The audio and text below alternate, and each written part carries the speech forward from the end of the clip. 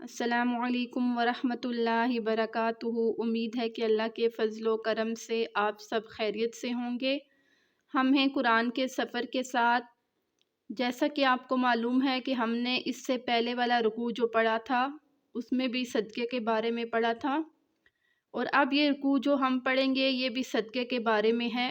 تو چلتے ہیں اپنے سبق کی طرف۔ بسم اللہ الرحمن الرحیم۔ یا ایہا الذین، اے وہ لوگو، آمنو جو ایمان لائے ہو، انفقو خرچ کرو، من طیباتی پاکیزہ، ما کسبتم جو تم کماؤ،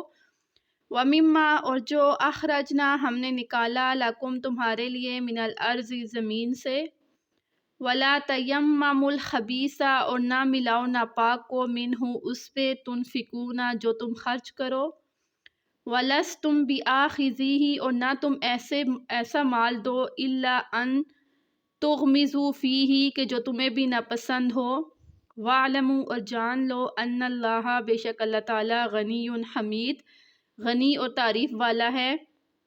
الشیطان شیطان، یعیدکم تم سے وعدہ کرتا ہے، الفقر فقر کا، ویأمرکم اور تمہیں حکم دیتا ہے، بالفحشاء بے حیائی کا، واللہ اللہ تعالیٰ، یعیدکم تم سے وعدہ کرتا ہے، مغفرت کا، منہ وفضلا اور فضل کا، واللہ اللہ تعالیٰ، واسع علیم وسیع علم رکھنے والا ہے۔ اب اس آیت مبارک میں یہ بتایا گیا کہ جب تم اللہ کے راستے میں اپنا مال دو تو سب سے بہتر دو، اور ایسا مال دو جو تمہیں خود بھی پسند ہو، یا ایسی چیز دو جو تمہیں خود بھی پسند ہو، اور اللہ کے راستے میں سب سے بہتر مال دو۔ پھر اس کے بعد اللہ نے فرمایا کہ شیطان تمہارے دل میں طرح طرح کے خیالات اور وسوسے پیدا کرتا ہے کہ تم اللہ کے راستے میں مال دو گے تو تمہارا کیا بنے گا، اور اللہ تم سے مغفرت کا وعدہ کرتا ہے کہ جب تم اللہ کے راستے میں مال دو گے تو اللہ دنیا میں بھی تمہارا مال دگنا کر دے گا، اور آخرت میں بھی اس کا بہتر ثمر عطا فرمائے گا۔ پھر اس کے بعد اللہ رب العزت نے فرمایا، یؤتی الحکمت من یشاء کہ دیتا ہے حکمت جس کو چاہتا ہے، ومن یؤت الحکمت اور جس کو دی گئی حکمت، فقد اوتی خیرا کثیرا اس کو بہت زیادہ خیر دی گئی، وما یذکر اور نہیں ہے یہ نصیحت، الا اولو الالباب مگر عقل مندوں کے لیے۔ اب اس آیت مبارک میں اللہ رب العزت نے فرمایا کہ اللہ بہت کم لوگوں کو سوچ دیتا ہے، سمجھ دیتا ہے، اور جس کو سمجھ آ جائے وقت پر، اللہ رب العزت نے فرمایا کہ اس کو خیر کثیر دے دی گئی، اور وہی انسان عقل مندوں میں اس کا شمار ہوتا ہے۔ وما انفقتم اور جو تم خرچ کرو، من نفقۃ کسی خرچ میں سے، او نظر تم یا تم کوئی منت مانگو، من نظر کسی منت میں سے، فإن اللہ پس بے شک اللہ تعالیٰ، یعلمہ اس کو جانتا ہے، وما للظالمین اور نہیں ہے ظالموں کے لیے، من انصار کوئی مددگار۔ اب اس آیت مبارک میں بتایا گیا کہ اللہ کے راستے میں مال کو خرچ کرو، چاہے تو تم نے منت مانگی ہو،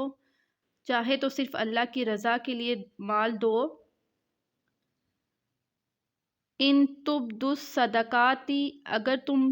ظاہر کر کے صدقہ دو، فنعما ہی تو یہ بھی تمہارے لیے خوب ہے، وان تخفوها اگر مخفی دو، وتؤتوها الفقراء اور غریبوں کو دو، فهو خیر لکم تو یہ بہتر ہے تمہارے لیے، ویکفر مٹا دے گا، عنکم تم سے، من سیئاتکم تمہاری خطاؤں کو، واللہ اللہ تعالیٰ، بما تعملون جو تم کرتے ہو، خبیر خبر رکھنے والا ہے۔ لیس علیک نہیں ہے تم پر، ہداہم ہدایت دینا، ولکن اللہ لیکن اللہ تعالیٰ، یہدی ہدایت دیتا ہے، من یشاء جس کو چاہتا ہے، وما تنفقوا اور جب خرچ کرو، من خیر بھلائی میں سے، فلانفسکم اپنی جانوں کے لیے، وما تنفقون اور نہیں تم خرچ کرتے، الا ابتغاء مگر رضامندی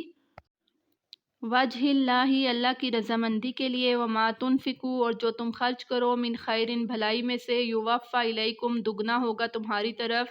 وانتم لا تظلمون اور تم ظلم نہیں کیے جاؤ گے۔ للفقراء الذین ضرورت مند وہ لوگ ہیں، اخسروا جو روکے گے، فی سبیل اللہ اللہ کے راستے میں،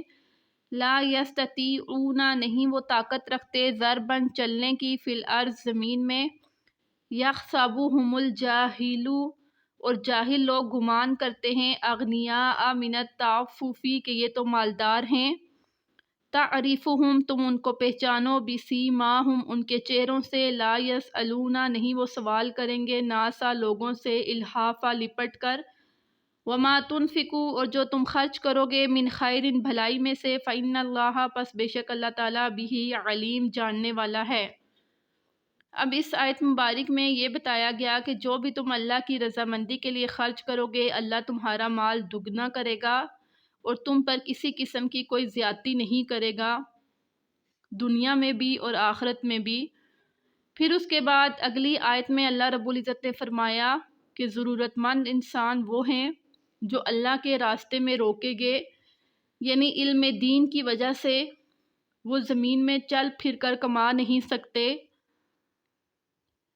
نمبر 1 ایسے لوگ جو دین سیکھنے اور سکھانے میں مصروف ہیں اور وہ ضرورت مند بھی ہیں، ان پر خرچ کرو۔ یہ آیت مبارک اصحاب صفہ کے بارے میں تھی کہ وہ آپ صلی اللہ علیہ وسلم سے دین سیکھتے تھے اور یہ 180 تھے، اور اسی آیت سے پھر آگے یہ مسئلہ نکالا گیا کہ جو مدارس میں خرچ کیا جاتا ہے وہ اسی آیت کے مد نظر خرچ کیا جاتا ہے کہ جو علم دین سیکھتے اور سکھاتے ہیں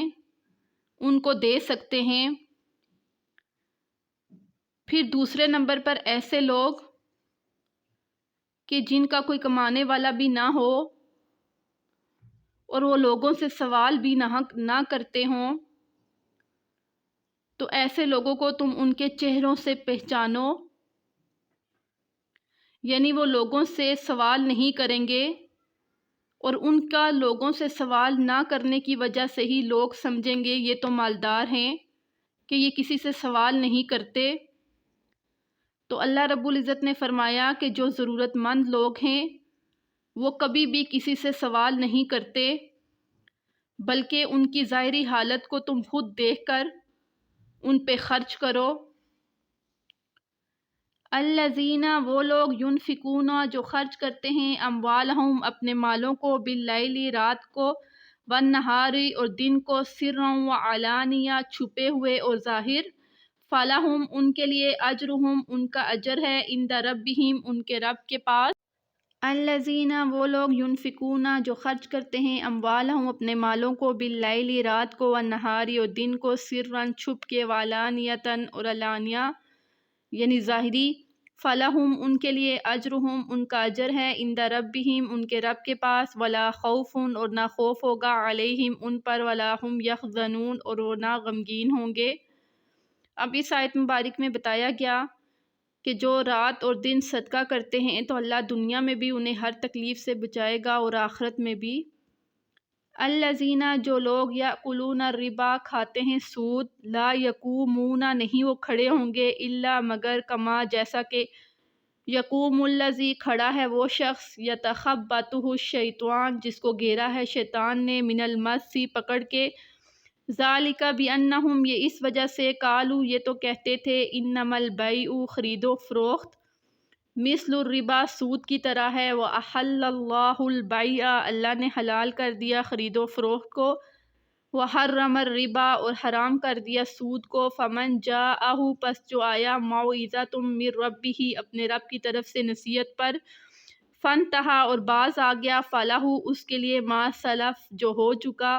وامرہ اور اس کا معاملہ، الی اللہ اللہ کی طرف ہے، ومن عادا اور جو لوٹ آیا، فاولئک پس وہی لوگ، اصحاب النار دوزخ والے ہیں، ہم فیہا خالدون کہ وہ رہیں گے اس میں ہمیشہ۔ اب اس آیت مبارک میں یہ بتایا گیا